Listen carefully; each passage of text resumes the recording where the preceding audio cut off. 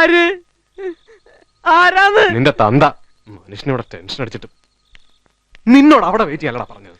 Wait ചെയ്ത് ഞാൻ കാണായിരുന്നു. ആ സുമോക്കാർ വന്ന് എന്റെ ശവം പോലും കിട്ടുമായിരുന്നില്ല. അവരൊന്നാ പെണ്ണെ കൊണ്ടുപോയോ? പ്രേമൻ അത്ര മണ്ടനാന്ന് വിചാരിച്ചോ?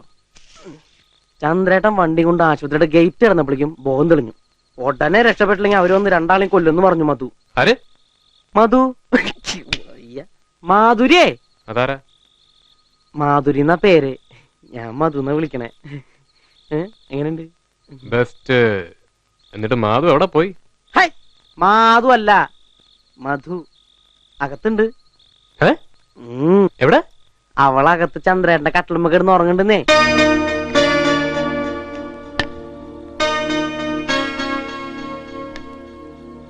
നല്ല ഉറക്ക. ഭയങ്കര അകത്തെ താട്ടേക്ക് ഉറപ്പില്ലാന്ന് പറഞ്ഞ് പുറത്ത് താഴിട്ട് പൂട്ടിച്ച് ആ താക്കോലും വെച്ച